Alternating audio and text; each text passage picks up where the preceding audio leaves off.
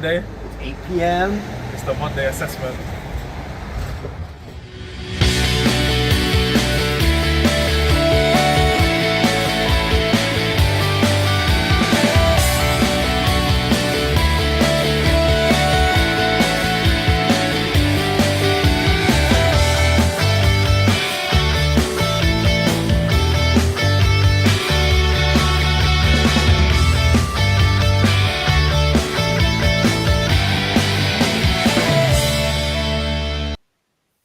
Good evening, everyone, and welcome back to the Monday assessment by The View from the Medway. As Jaden, our top goal scorer of the season so far, and owner Brad have just said, it is Monday, it is 8 p.m, and it's the Monday assessment. So the man is on day release today. I would like to welcome everyone to the show, but just for Warren, how do you like them apples? So, without further ado, we will just introduce everyone tonight. So, you've got me, co-host Matt, Warren on day release, and David Creasy from the Shouting Men podcast. Boys, how are we? We're all good. Yeah, good. Thank you, mate. Warren, so what did you think? Of what? The intro. What about the intro? Get Jaden on just for you. Get Jaden Clark there for you, Warren, just to add that little bit more humble pie. Do you know, I know Kris has put it on socials and all that and gone crazy with it. But yeah, we both had the pleasure to bump in and go in and see Brad, Shannon, Phil, and Joe today. And we bumped into Jaden outside. He was such a sport to do the video for us. Jaden, if you're watching, thank you so much, buddy. Yeah, how are you, David? Yeah, I'm good. Thank you, mate. Yeah, thanks for having us on. Yeah, that's good, mate. It's all good. It's all good. And Warren, how are you, mate? Bob's the bitch at prisoner cell block H. I was going to put Matt. Hey, mate. No, boys. No. Boys, so we will just move on quickly and we will start with the team lineups, if you don't mind. So it was one change this week. So Glenn Morris in goal. We had a normal back four of Max Clark, Shadowgi, Max Amer, and Romeo Hutton. Robin McKenzie and Amani Little. Then the change was Jaden Clark, Jules Lapsley, and Jack Nolan coming in for Joe Bode and Elliot Nevitt up top. And a lovely surprise on the bench after 4-2-3-1 again. So we had on the bench Marcus Wiley, Ollie Hawkins, Mr. Dacky, and I've gone really fast because I didn't. Anyway, we'll carry on. So we will jump to the first half, boys. And I have brought this half chance really because I've been quite critical of Jack Nolan in recent weeks. And I think that it was a half chance, but it will lead on to what he's been on the game. 5 minutes in, he had a real good chance, I think, personally. And he just looks like a little bit of a rejuvenated player. What do you think, David? Yeah, I agree. Yeah, no, it was nice to see him do what we know he can do. It was a pretty decent run coming off the right, hit it with his left foot, and yeah, the keeper didn't probably do that well with it. But yeah, it was nice to. I just like to see wingers shoot, and I know we had that a bit last year with Mahoney, but I feel like with Nolan, he gives you that chance he can come in, and he also doesn't mind going the other way and putting a cross in. So yeah, for him to get back in the team and have a shot so early, boded well for the rest of the game. Yeah, Warren? Yeah, he got close to getting my man of the match, to be honest. After the last couple of weeks, I've been a bit disappointed. He came back with a bang on Saturday. Showed us what we're looking for game by game, really. Just got to get that consistency up. I thought it was pretty much the difference between us winning and losing. I thought it was just that little bit of extra edge. Yeah, I'll be honest, I was a little bit shocked that Joe lost his place. because I thought he's done really, really well. And first 5 minutes, Nolan needed to kind of make an impact, and he sure did. Joe's done excellent the last few games when he's been on the wing. Jaden's been undroppable. Sorry, Warren. But yeah, he came back in and he really did make a first impact. And it was a great, chance to get the shot away. Goalkeeper, yes, really bad fumble. But I think it was Lapsley still then following it in to try and win us. I think did we win a corner from that? I'm not too sure off the top of my head, but it was great move. Real good attack intent in the first 5 minutes. Yeah, no, definitely, boys. It's great for him. Like, I've not been critical in the respect of like nasty or anything. I just think it's constructive. Where I was so excited about him coming in the summer, and he's not really done anything other than the goal before today against Carlisle. He's not really done much to impress me. But we will then move on to the 17th minute, and it was a cracking run and cracking pass from Robbie McKenzie. Inch perfect, straight through to Jaden. And Jaden, at the moment, just with that wand of a right foot, he just can't stop scoring, can he, really, Matt? What a goal by Jaden. He took it in stride, literally 1-2, bang, bottom of the net. I said it to you, Kris, earlier. I'll say it again. The miss against Fleetwood, I think it's one of the best things that's happened to him. Because, look, people online gave him a load of stick, said some stuff, which obviously I don't condone, but he's basically come out and stuck up his middle finger and said, screw you guys, I do deserve to be here. But I do want to draw on a point that one thing I did notice, I've watched it a couple of times. When McKenzie picks the ball up in the sort of just on the outside of our 18-yard box and then drives into midfield, one of the Barrow players is chasing him. But he seems to slow down when he spots the referee. And I think the whole kind of black on black, I think it kind of was a bit of a disadvantage. I almost think he did get a little bit confused because you could see him almost do like a double take. Well, go back and watch it and you'll see. So, but it was still had to be an inch perfect ball by Robbie McKenzie, and what a ball it was. Indeed. Yeah, David? Yeah, no, I agree. It's just nice to see a Gillingham central midfield player run with the ball.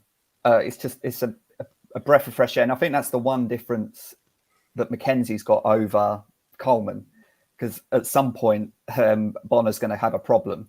He may even have a problem quicker than he thought about how he gets Coleman back into the team, or if he can't, because McKenzie just looks a completely different player. We've seen him right back, left back, and he's finally got a home. And just to see the driving run and the through ball and the finish. Yes, as Matt said, I don't think Clark would have finished that 4 or 5 weeks ago. Yeah. But now it's one of everyone knew where it was going, and he put it there, and it was nice to get an early goal and calm everyone down. Honestly, can I just quickly say, did you not, when he got the ball, did you just not think he's gonna score this? Yeah, and as I said, 4 or 5 weeks ago, it had been one of them where you're waiting for the crowd to groan. But I had no fear that he was going to score this time, and it was really, really good start. Yeah, Warren?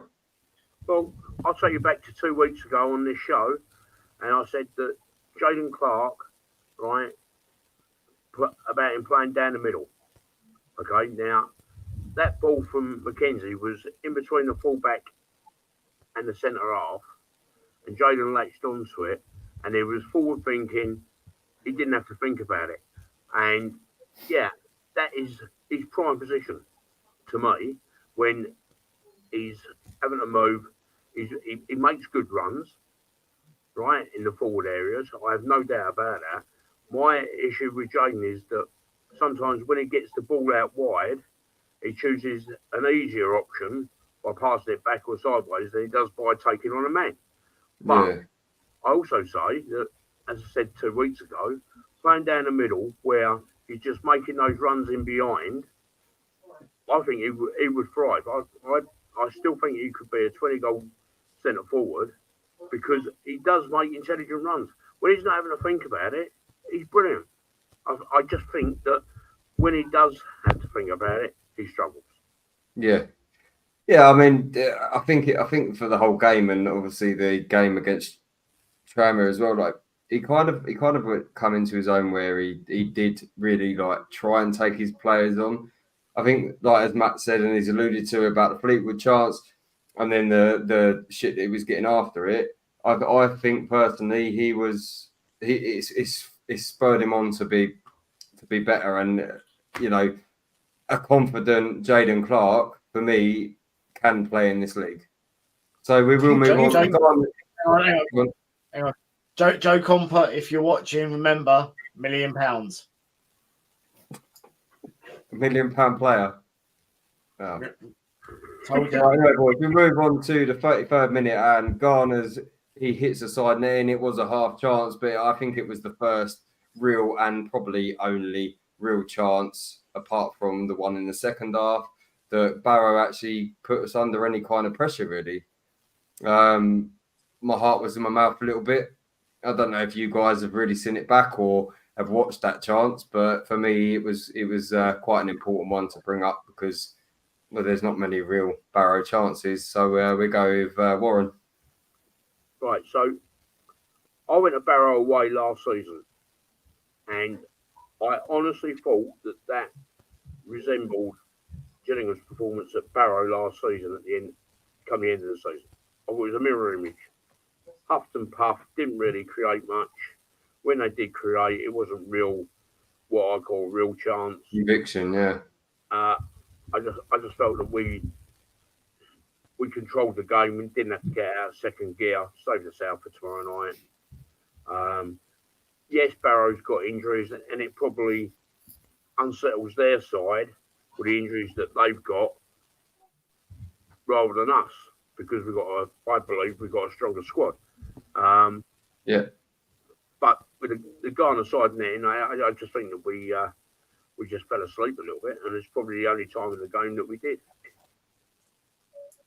Yeah, David?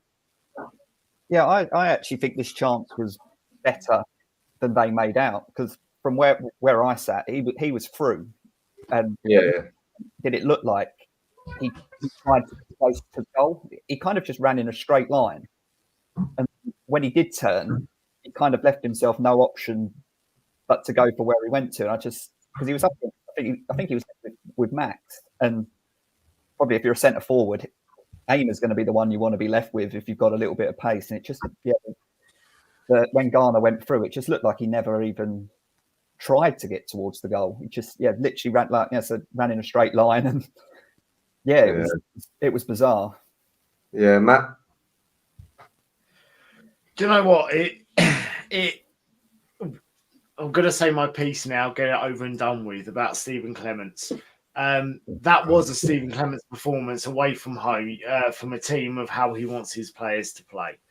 Simply put, they knew we were going to be threatening at home. They did the usual thing. They turned us around, obviously, with Max losing the toss. I'd say I don't think he's won one at all. But they knew they were going to have to try and get us on the counter-attack. And that's ultimately what that was. And it was a good attacking movement by a Barrow team that I do think, under Stephen Clemence this year, can and probably will make the playoffs at least. Okay. So back to the what Matt just said about the coin toss. If tomorrow night you're Max Amer and you win the coin toss, what do you think they'll do? Oh, that's a good question. To Stay be fair, I don't fix it if it's not broken. Stay as out. Because the thing is, the crowd always have a little boo, or sort of a little moan when it turns round, and to give them that extra boost to play towards the Rainham end in the second half, I reckon that will just sort of blow the top off the whole thing. And I think we're a different Gillingham side as well, aren't we now? Like last year, we were a team that were behind a lot, and you probably wanted to shoot towards the Rainham end to get the ball in. But now we're a team that seem to be able to score first and have to defend. Sometimes it's probably easier defending with that support. Mm-hmm. Yeah. And I think it will be. It's a difficult one now, isn't it? Because I don't know whether it's. People have said that it's the away team that win the toss, or they choose whatever. Like, if we've lost every toss at home this season, we're really unlucky in that respect. But it hasn't affected us. And you know what? I think maybe it's a master of the dark arts on Mark Bonner's point as well, because last season, as you say, David, it was very much like we threw the kitchen sink at the Rainham end in the second half because we were attacking that end. But this season, it doesn't seem to bother us which end we're attacking. So maybe it's part of Mark Bonner's plans anyway. So, boys, 38th minute, and Nolan has a cross. I think it was Jules Lapsley and Jaden Clark. Two of them could have got onto the end of it, and it could have been 2-0, and it was so frustrating. It was a great cross as well by Nolan. So, yeah, I'll go with you, Warren. Yeah, we just didn't get on the end of it. I mean, as I say, the build-up play was very good before Nolan got the ball. Got it wide, put in the type of cross every centre forward should be dreaming of. And I think he just slightly overhit. It was so frustrating when David, don't you think, mate? It was just like two of them there, and it was like he's gone. I think Lapsley went for a header, and then Clark went to put it in as well. And it was quite reminiscent actually of a couple of weeks ago when there was a ball put in, and Max Hamer literally could have got on it and didn't, and it was just like, just a little any touch would have just been good, David, wouldn't it? Yeah, I say I watched it back today, and I feel Lapsley was the one of the two it looked like had the better chance. And I think him missing it, Clark probably, I know you shouldn't presume, but I think he'd probably presume Lapsley was going to make contact. And when he didn't, it was too late. And yeah, it was chance gone. Yeah, Matt? Look, Lapsley was a yard away. Clark was 3 yards away. If they were a yard or 3 yards further on in their play, then they would have got onto it. It was a wicked ball in from Nolan with a lot of pace, and yeah, that's all it was. It just outdid them. Yeah. So we will just move. I've covered everyone, haven't I? Yeah, I've covered. Got to do the Lapsley one. So we go 41 minutes. Jules Lapsley chance. It come up in the air, and it was like he stumbled with it over the defender and had a shot. Did it hit the post though? I don't know, David. What do you think, mate? Did it hit the post, or did the keeper save it? I couldn't quite work out. I think the keeper saved it from when I saw. I could be wrong, but again, it's nice to see George Lapsley fit, yes, and getting a nice run of games, because that's been my biggest thing with him since he was the one when we signed him 2 Januaries ago. He was the one that I was like, wow, how have we got this guy? And he's just he's not lived up to what we wanted. Been transfer listed, and this season I think we're finally seeing the George Lapsley that we signed, and yeah, it's good to see him in and around the box, making chances, and getting involved. Yeah, Matt. Do you know what? I mean, you got to talk about it from how it all started, and do you know it came from a Barrow free kick in the middle of the park. They tried to play it quick. Glenn Morris, one-on-one with one of their players, boots it up and manages to just go over his head to Romero Hutton, who just boots the ball 10 miles in the air. It comes down with, basically ice on it, and there is literally no way George Lapsley should have been, he should have been out-muscled by the Barrow defender. But that tenacity, I've got to tell you, that reminded me, I'm going out on a limb saying this, that reminded me of Andy Heston-Tyler. I will win this ball. And he somehow managed to get in front of his defender, cracking him through. And look, I don't know whether it was a save, I don't know whether it hit a side net in the post, but even he had no right to get in front of that defender and get a shot off. Yeah. But that is what it takes to be a Gillingham player, I feel. You just do not give up. Yeah, great. What do you think, Warren, mate? or cell block H? I think with George Lapsley, I think he's had a kick up the backside, to be honest, being transfer listed, realising that he's not just going to get into this team week in, week out. And I think he's putting in the performances that we thought the player we signed back in the transfer window in that January. Maybe he didn't sell, maybe he's got family up north. I don't know what the problems were, but he certainly didn't settle down here to start off with. But I think now he's getting into positions where he is getting chances, he is close to getting chances. That's the sort of player we was looking for back in that January. But then do you think maybe with George, do you think that maybe that there's like that enigmatic feeling with him where on his day he can provide, but then last season it was so he just got injured quite easily. Like he'd come back for a week or two and then he'd be out again, then he'd come back. So he never really had a consistent run in the team. He also, like, don't get me wrong, I don't know the ins and outs of the club, but I'm pretty sure that he came in on a hefty fee and wages when he came in. So maybe the wages were too big for other clubs to take him on, and now we're reaping the rewards of it, really. Yeah, I like George Lapsley. I think he's a good number 10. He has good movement. He works hard. He does the dirty work as well as the getting forward. And I think he's been a real asset this year, and which is why Johnny Williams hasn't got in the side and Lapsley's got the shirt. I think the biggest issue Bonner will have is when Bradley Dack's fit. Who does he choose, Dack or Lapsley? Yeah, I don't think it's going to be a real issue because do you know what? And I think I like with George as well is I think that he can play deeper. He can play at centre mid. He can play. I think he played on the wing a few times. Correct me if I'm wrong, but I think he played a few times on the wing for us last season. But yeah, if Bradley Dack's fit and proper and can stay fit and proper, I don't think there's a real battle there. I think Bradley Dack's probably the best player in the league, don't you think, David? Oh, definitely. And finally, to get him on the pitch Saturday was nice. I think he only touched the ball probably 5 or 6 times, but to get him out there, and because he would have had a fair bit of, even he would have probably had some nervous energy of getting back on the pitch. And yeah, I just fingers crossed he might get half hour or so tomorrow, and hopefully in a few weeks' time we can get him out there starting. But again, Mark Bonner's got so many choices, and I think this could be again back to Jaden Clark. Now you've got Joe Baudet on the wing as well. That they're all playing for their shirts now. It's not like a few years ago where it's the same old 11.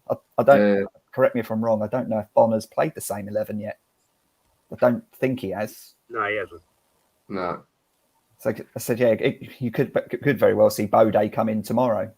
Tomorrow night. I said this to Matt when we were standing there before we left, and he said about, we was in the cricketers, Matt, weren't we?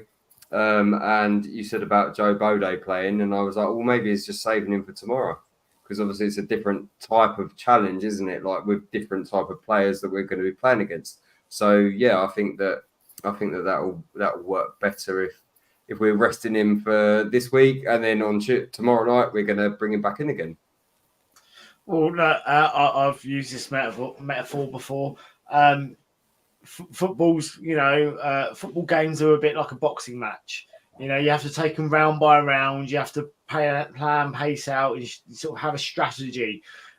You can't just go in all guns blazing. So every game, as Bonner has alluded to in all of his press conferences, they might have a beer afterwards and, for an hour or two after the game, but then bang, it's on to the next game.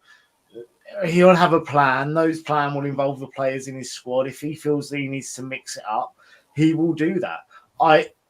I'll be honest, I don't believe Bradley Dack is going to be one of the first names on the team sheet week in, week out, because I believe Bonner kind of wants to have that option to rotate, so the opponent doesn't know what squad Bonnet is going to put out and how he's going to play, because each time he does, they're doing something slightly different each time. So look, I'm excited for the future, but obviously, let's see what happens. I just think Bonnet's going to keep that rotation going.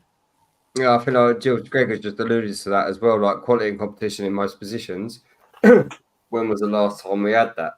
And I don't think they're really, well, from memory since maybe Martin Allen times or just a little bit after that, we've not really had that. So, right, we will move on, lads, and we will move to the halftime stats. I think it's quite clear to see. To be fair, it was quite an even game, but it really goes with, as Warren always says, I don't care about any stat apart from the one that matters, which is we were 1-0 up. So, yeah. Anyway, we are going to do a little bit for Justin Foote. He is doing at the moment, he's going to do Prostrate United, walks in support for Prostrate Cancer UK, month of October. So Justin is going to be doing lots of walks.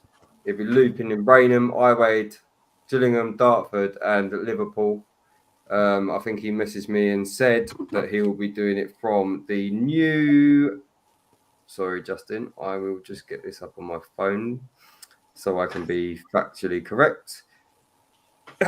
He will be doing on the 24th of October, 2024. He's looking to complete a Liverpool walk starting from the new Everton Stadium at Bramley Moors Docks. Company he works for are the ones that are building it, where he is hoping to meet family of Ray Clemence, Stephen and Susan Clemence, who unfortunately passed away from this disease. So if you haven't and you would like to, please scan the QR code and get that done. And with that, we will also play a short video that he has also sent me, which I think is quite hard hitting for sufferers and people unaware of prostate cancer.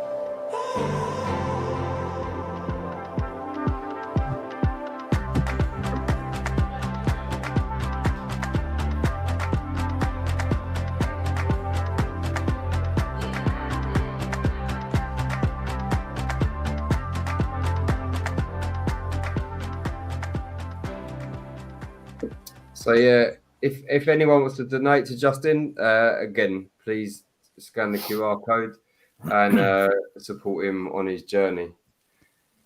So, boys. Say something, Kris. Yeah. Justin has done this for a few years now. He's done quite a few walks.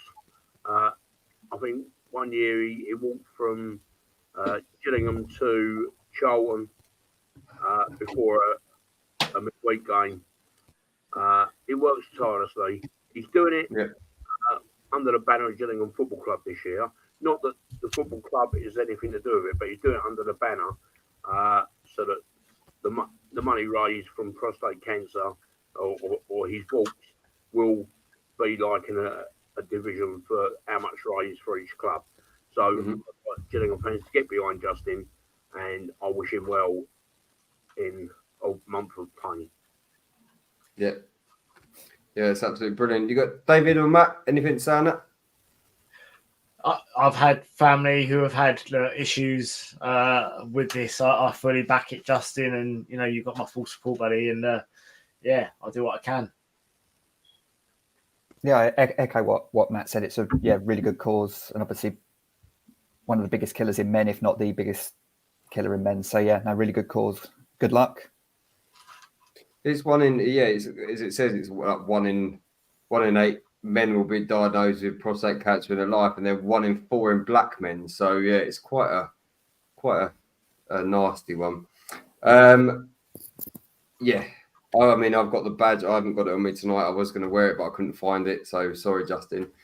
But we will move on to the second half. And we have the substitutes down the side this week because otherwise it takes up too much space. I've been told about that. So I've tried to change that up a little bit and everything else. So 50th minute, long throw from Emil Wack. And Emil Wack was header, and Morris saves it. I think it was one of the many saves that Morris made in the second half, but obviously we're bringing it down to a few. I really like Emil Wack, Matt. I don't know about yourself, and the goal that he scored against us when we went away to them last season was testament to that. But was it a half chance for you, or do you think it was a real danger? I would say it was more of a half chance. The header, I mean, it had direction, it lacked power. You know, actually, when I watched it, but at first initial thought, I was like, "Oh, good header, you know, good save, Morris." But actually, when I watched it back, it was quite a comfortable save by Morris. There was no real power behind it. I don't think it was going to trouble many goalkeepers, even at, you know, sort of lower league level. It was quite comfortable with that save, I think, for Morris. Yeah, Warren.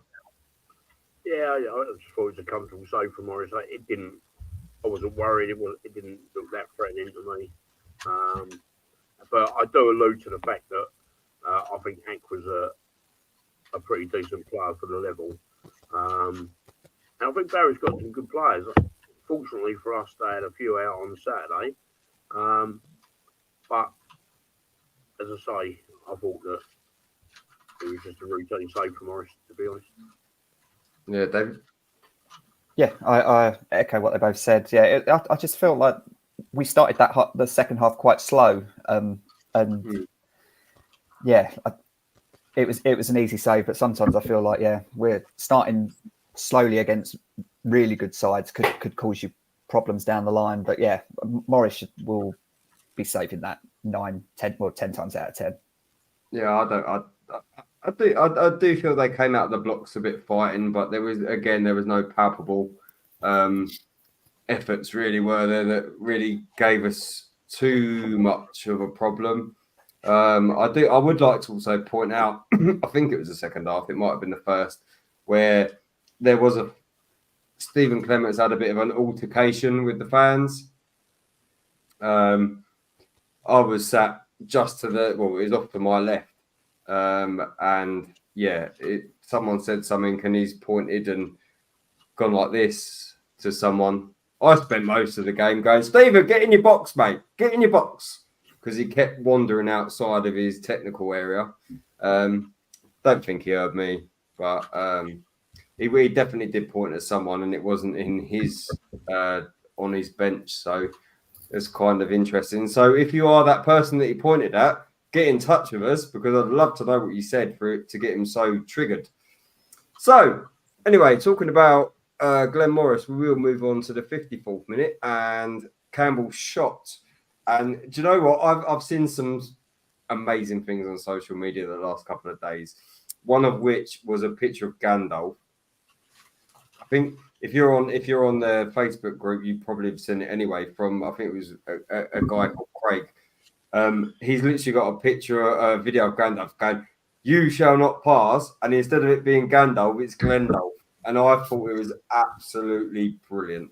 So yeah, Warren. Yeah, I actually think it's a better save than it looks, to be honest, because coming through a crowd of players,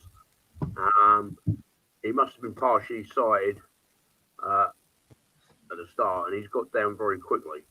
I'm not a great Morris lover overall, right? Ooh, but revelation.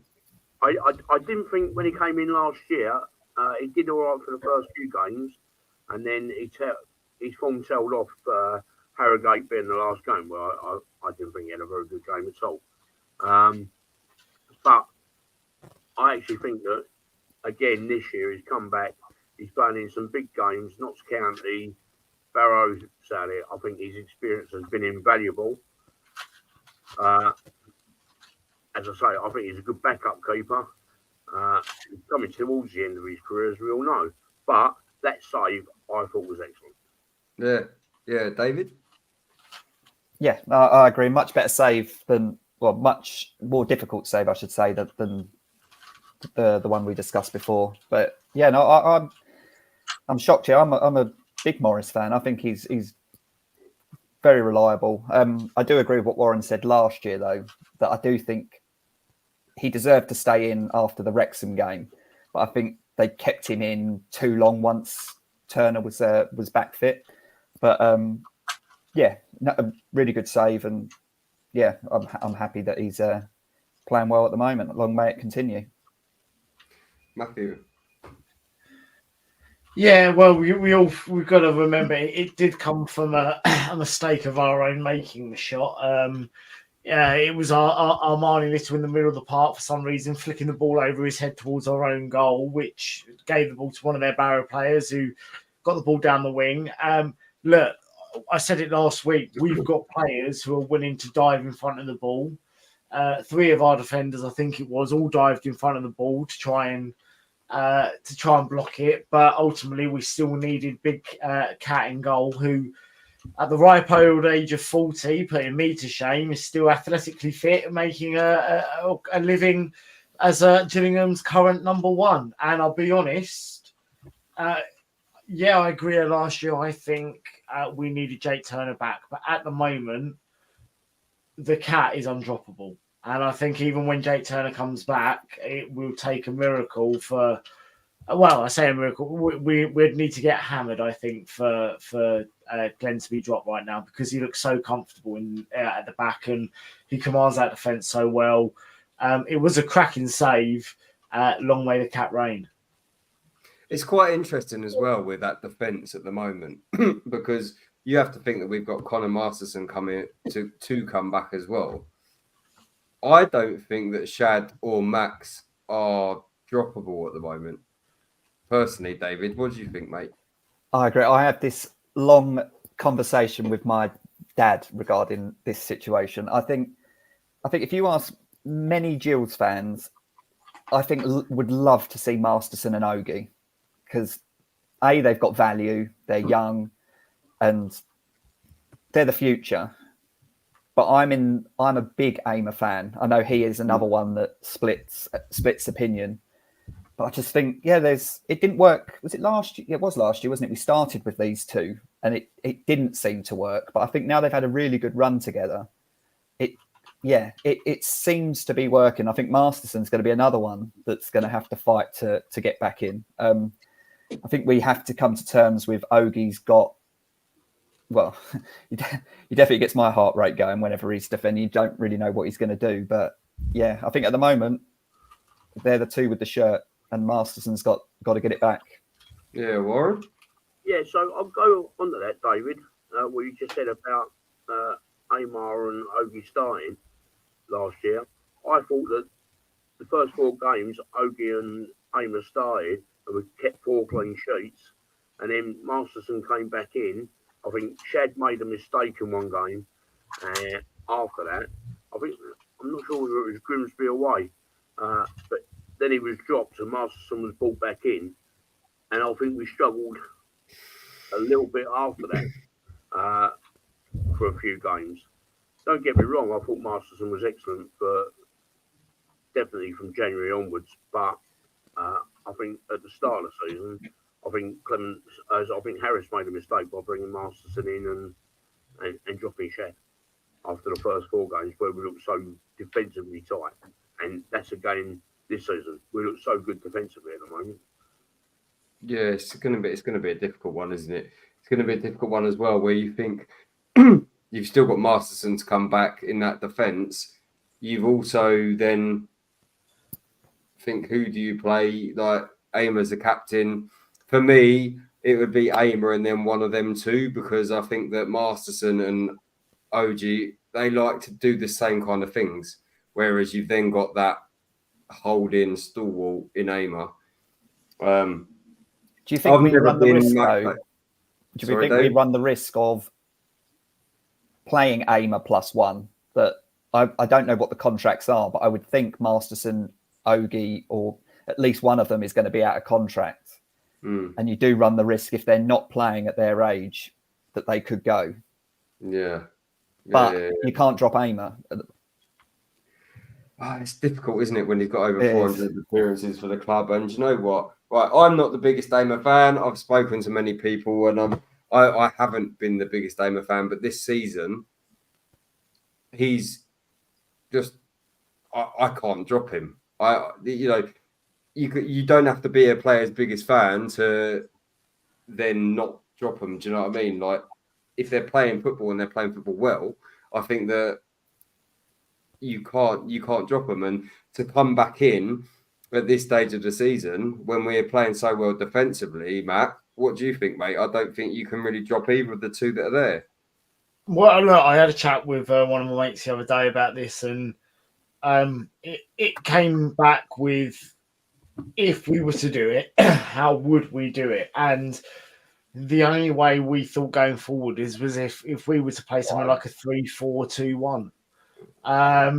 It would be the only way, but then you're losing someone going forward because you don't really want to drop Max Clark at the moment. You don't really want to drop Romeo Hutton with his right foot. You know, it's hard. You know, where else could you drop anyone? I think with Bono, I think he wants to play 4 at the back, so it's going to be, and I think I mentioned it earlier, I think it will be a rotation system, but it will probably be a rotation system ultimately between Shad and Connor, but with Max keeping the armband and keeping the starting berth position in the main first team. Yeah. Right, boys, we could talk about that all night, and we won't, because I keep getting told that we go over an hour or hour and a half. So we'll move on to the goal for Robbie McKenzie. It was a lovely corner from Jack Nolan. For me, where we was, I don't know about you, David, but from where we were sitting in the Medway, and you, Warren, as well, it looked to me that it went out of play. It didn't go in; it went out of play. I thought it hit the side netting. So yeah, Warren, what did you think? Yeah, I thought he'd missed it. I didn't realise it was goal until we started celebrating.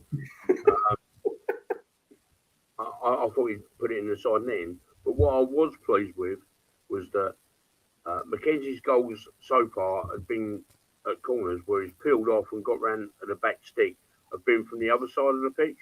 Yeah. And we haven't really tried that move from Nolan's side. And I think it worked really, really well. We got him behind. Fantastic movement from Mackenzie. He's managed to get round the back of the Barrow defence. He hasn't been picked up, and he's prodded it in the back of the net. Yeah, David. Yeah, I agree. Yeah, from where I was sitting, it didn't look like it was a goal. They didn't even seem to celebrate straight away. It was a weird one. I don't think half the crowd knew it had gone in until they ran away. But yeah, he deserved his goal. Nice to score from set piece. I'm sure Darren Ibrahim will be happy as well. Puts a lot of work into the set pieces, and yeah, it's nice to be a team that's scoring from set pieces. Yeah, happy. Yeah, Matthew. Oh, he's disappeared. Do you know what? I'm back. Sorry, I was sorting the kids out. It was an absolutely beautiful crossing by Jake Nolan. It looked like almost kind of a sort of a training ground routine, reminiscent of one the other week where sort of Max Amar blocked him off and Robbie snuck in at the back. But yeah, like you guys originally, I thought, well, what's happened here? Why is everyone kind of stopped? And then realised when a couple of players ran over, I think it was Jaden Clark ran over to him and Max Clark. I was like, oh, ball's gone in the back of the net. We're 2-0 up. It definitely was in the Medway, mate. In the Medway, it was definitely. I think David and Bob's my bitch will attest to this. It was like it came over and then we all stopped and was like, it's side netting, and it was like, oh, actually, no, it's gone in. But yeah, it was brilliant. I think that I think Mark's alluded to it, and he has said it. We didn't exactly play well, but then maybe that was. Could we give Clemence credit for that, David? Like if he nullified us a bit? Probably, yeah. But I didn't think it was as bad as Bonner made out. I was pretty shocked when I heard his press conference. Yeah, I wouldn't say ecstatic by how we played, but we were comfortable. We never really looked like we were going to concede. Yeah, we're never a team where you think we might score loads of goals. Like, we don't create loads, but we were so comfortable considering, again, they were top of the league, scored a fair few goals, hadn't conceded many. To beat them 2-0 and to beat them 2-0 comfortably, I thought it was a decent performance. Yeah. Yeah, I think it's one of them, Warren, isn't it, mate? Where I don't like to slag Stephen Clemence off, but as you've alluded to, mate, already, it was definitely a Stephen Clemence performance from Barrow, Warren, wasn't it? Yeah, as I say, he's got injuries and it's going to affect Barrow more. To be honest, the game, apart from the goals, was a bit of a non-event, really. We was always comfortable. We never looked like conceding. As I say, the save from Morris was probably the only time that alarm bells started to ring. I think we pushed on a little bit after that. There was a bit of a shock to the system. But yeah. I agree with Bonner. I thought we were quite average. But what I will say is any championship winning teams, any promotion winning teams are not going to play lovely football, beat us every single week. We're going to have a lot of plays like that at home where we do just enough because the opposition are going to come to us and put 8-9 men behind the ball constantly. I don't necessarily also think that, the table doesn't really tell a story at the moment. Like we're 8 games in. I think 15, 20 games in, it kind of forms a little bit, but still not to an extent where we can see who the runners and riders are, because in this league, and especially this season, I think it's, top to maybe 12th or 13th, you can win 2 or 3 games or lose 2 or 3 games, and then you're down there again or you're up there again, and it's just a yo-yo. It's a yo-yo thing, and I think League 2 is a horrible league in that respect, isn't it? Because you always kind of get that full sense of security, really. Don't you think, Matt? Yeah, but you know what? Warren alluded to it a minute ago. It was still first versus second. It was still our old manager, Stephen Clemence. And Kris, you can attest to this because you were there when I said it to Brad's face. Look, I didn't agree with the Stephen I was looking Clemence. at Joe at the time. I was just talking to Joe about other things. I personally didn't agree, to this. I thought, he deserved his chance. I thought he was a good man. I could see what he was trying to build. And I think if he had the summer to get his players in, yeah, great. What I will say is, and I said this to him, though, I said, even though I didn't agree with Stephen Clemence sacking, you've picked one hell of a manager in Mark Bonner. So Mark Bonner, he's a great replacement to a man I believe could have still been in the job, because look at Barrow. They were top of the league for the reason. Everyone goes, they haven't really faced a test in League 2. But the whole thing about League 2 is a test. You might normally get 1 or 2 teams that pull away from the rest, but anyone can beat anyone in this division. And they did have their goalkeeper was out. Conor Mahoney was out. A couple of other 4, I think he said it was 4 first teamers were out.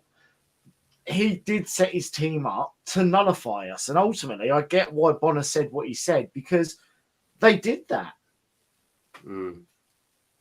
Yeah, David? Yeah, I'm just looking at the list of subs down the right, and I've never known us bring on players like that can. Johnny Williams, Bradley Dack, Ethan Coleman, Bode, Wiley, and you think Hawkins. Hawkins didn't get on, and I just the depth that we've got in the squad at the moment it is quite unreal, isn't it? Really. Yeah, and even when after the game when they were all because they all seem to come on the pitch now. I don't know if this is a new thing. Like even if they're injured, like at the end of the game, like it feels like we've got this harem of players just clapping everyone. And it's when you look at them, you're like, well, he's not in the squad. He's not in the squad. Yeah. He's not in the squad. And like I said, even Jacob Wakeling couldn't even make the bench this week. I don't know if he was injured or what, or he just missed out. And it's Ewan Williams. Yeah, it's absolutely crazy the depth that we've got. And going back to the division, you look at the teams we've had to play so far. We've had a really, really tough start, and to be top after that, it's definitely something to be proud of, and like they should be proud of you. But then you look at the October fixtures, and that they look, I would say, look relatively nice, and you just don't hope it doesn't then come back and fall apart. But I think it was last season, wasn't it, where we'd play like the bigger teams like Wrexham and beat them 1-0, and then go and lose to Harrogate and. Yeah, I don't think we'll see that this season, but we'll have to move on, boys, because we are talking a lot. So we will just move on to Johnny Williams. I think it was a corner from Ramaya Hutton actually, and then it was Jack Nolan, and then it came to Johnny Williams who had a cross, and I was absolutely willing for Ethan Coleman to score with that header, but the keeper saved it. I don't know about you, Warren, mate, but I was on the edge of my seat with that one. Yeah, it was a good effort. It was a good chance. We missed it. Just like you said, it would have been lovely for Coleman to have scored. He didn't. As I say, I think by this time the game was pretty much done because Barrow didn't really offer a lot after that, did they? Yeah, David. Yeah, I agree. I think you probably should have done better. But yeah, when you're 2-0 up, it's that didn't matter in the end. But yeah, I think Coleman will be slightly disappointed he didn't do better. Yeah. Any thoughts on that, Matthew? Yeah, I mean, agreed with both of them. You know, I heard Gills in the Blood say it. I'm going to repeat it. You know, is he going to score? Yeah, is he ever going to score? No, he will do one day. He will do one day. One day. He'll score the goal that secures us championship promotion. There you go. Yeah, could you imagine it? Could you imagine he just hasn't scored for us, and then it's like the last day of the season, we need to finish third or above, and he comes up with that goal? That would just be fantastic, wouldn't it? So, end of the game. Obviously, we've got the stats on the screen there, but we will move on swiftly because we are not necessarily running out of time, but we will go on to our man of the matches. So we will start with, it's near enough a clean sweep, really. So I've gone for Robbie McKenzie, Matt's gone for Armani Little, Warren's Robbie McKenzie, and David's Robbie McKenzie. So I will start with you, Matthew, because you're the odd one out. Yeah, I've heard that before.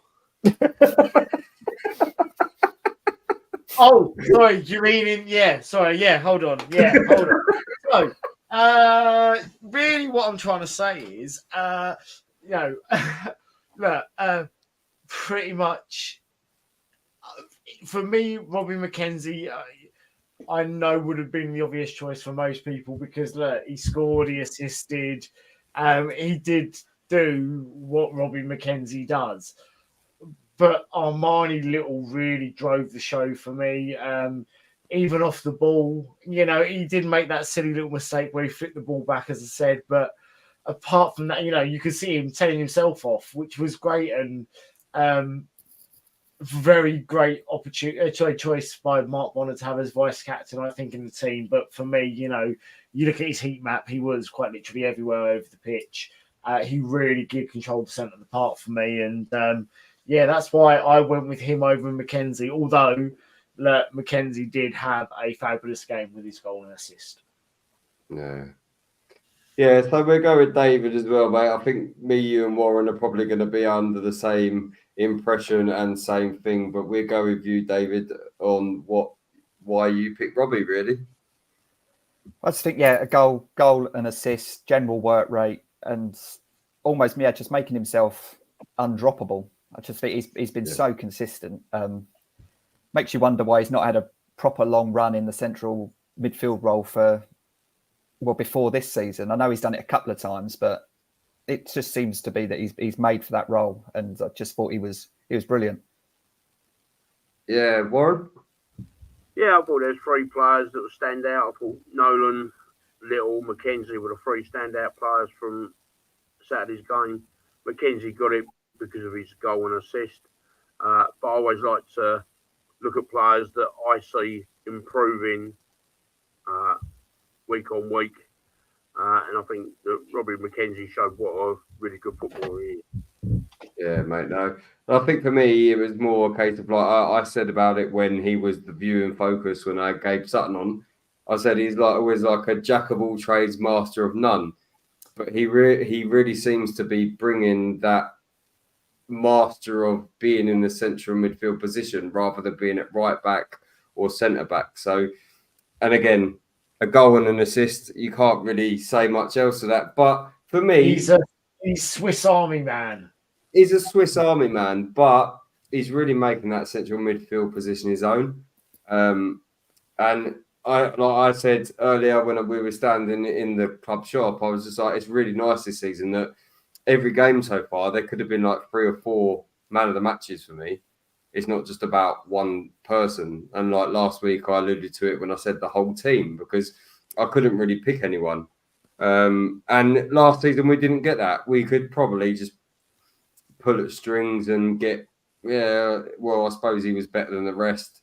But this season, I don't think there's really anyone that's stood out on a game-to-game basis that would really be my man of the match. But, we sometimes have to go for one. So we will go to someone who could have been the man of the match in our viewing focus, Mr. Glenn Morris. 90 minutes played, 3 saves, 4 clearances, 2 punches, 1 high claim. And at 40 years old, I think, Warren, you're a lot older than him. But you've got to admit, mate, like he's been absolutely brilliant so far this season, hasn't he? Yeah, I've got no problems with him, right? I just think that people like Glenn, at the age that he is, can't carry on a consistent basis for 20, 30 games. It's hard work. Concentration's a lot harder as you get older. Your ability to be a little bit more flexible is tougher. Warren? Yeah. Warren, say that to Cristiano Ronaldo. He's still going. This man is like Paul Rudd. He's ageless. Yeah, I get what you're saying, but I just don't think, right, over a 20-30 game period that Glenn would be great. I'd love to see him prove me wrong, but at this moment in time, he's playing really well. And I've got no problems with him in goal. I just don't rate him probably as highly as some other fans do. I don't go on a crest of a wave. I see what he was like before in his first spell, and I see what he's like now. And I've just based my opinion on it. Yeah, no, that's fair enough, mate. That's fair enough. At the end of the day, this is what it is. It's conjecture and opinion. It's not about, we're not here to be professionals. We're just fans discussing a game. So, yeah, David, what do you think, mate? Yeah, I think it's been solid. And I think the fact that the back four's been solid has also obviously helped him, having the same back four in front. I think that just defensively, we've just looked really, really solid. And it's going to take a lot for teams to beat us this season. It's going to take really good teams to break us down. And we just and with him at the last line of it, I feel very safe. Yeah, Matthew. He is a solid goalkeeper for the level.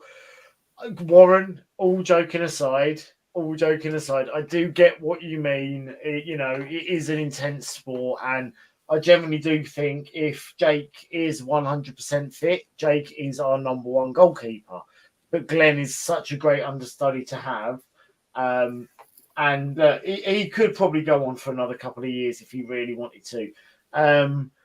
He is a great, good, goalkeeper. But yeah, I do think he is officially our number 2, but playing at the number 1 at the moment, it's doing us well. I mean, still kept a clean sheet at the weekend and that's not bad for a 40-year-old. At the end of the day, he's got the shirt, right? Yeah. Jake Turner, right, to wrestle the shirt back off him because Glenn didn't control the shirt, right? Yeah, I generally think.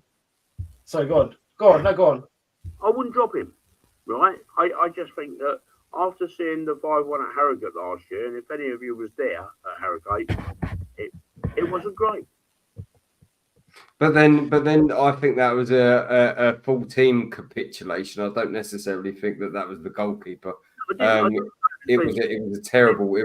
It was a terrible performance. But I don't think Glenn helped. Yeah, but there's only so much you can do as a goalkeeper. Do you know what I mean? If your defence is shite and your midfield's shite and your strikers are shite, then there's not really much you can really do as a goalkeeper. If you're going to Gianluca Donnarumma or David De Gea could concede 5 goals in a game if his defence is shite. So, But watch the game back. Yeah, no, I've watched the game back several times. And it was a terrible team performance. Absolutely terrible.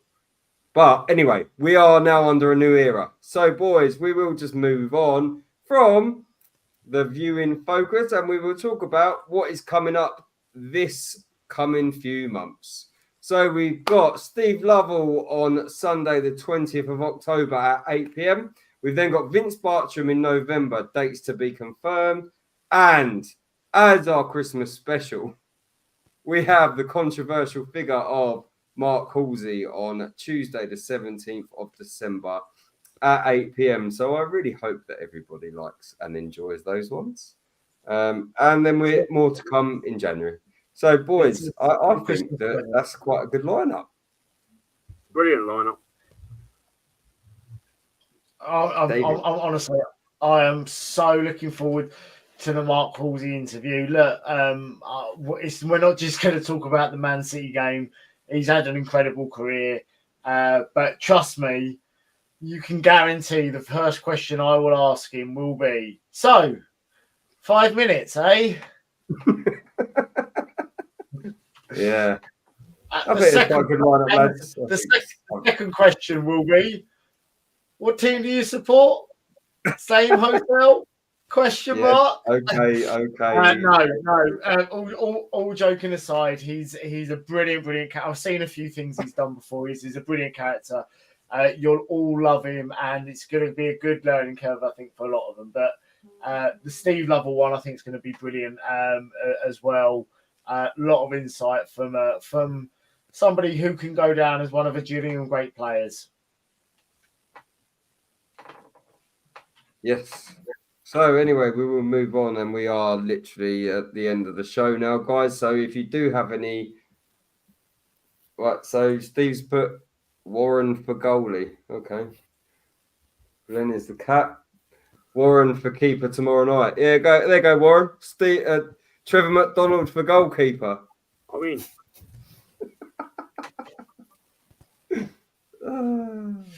So anyway, attendance from Saturday, we've got Gillingham of 7,004, Barrow 162, and a total of 7,166. Correct me if I'm wrong, but that's our highest attendance so far this season, boys, is it not? I believe it is. Yeah, it is indeed. Right, so we will just go to our outro, and it's absolutely amazing to have David on tonight from the Shouting Men podcast. So if you haven't, then please have a look at their first video. They do a monthly video, and to be fair, they talk about everything from. Well, David, I'll let you say it, mate. Yes, no. So we're a monthly podcast, trying to look more into what the fans have gone through in their live supporting Gills, the ups, the downs, and just take a nostalgic look at the club. We've got Matt coming on this week. So for this week's one that we're going to be releasing Friday, we're going to talk to Matt about his time supporting the Gills and ask him some questions and just have a nice nostalgic look back at our club. There we go, guys. So we will just finish up there. We do have, follow us on the Facebook group at The View from the Medway, X at TVFTM, and YouTube at The View from the Medway. I've been Kris, he's been Matt, he's been David, he's been Bob's bitch from Cell Block H. Good evening and up the Gills.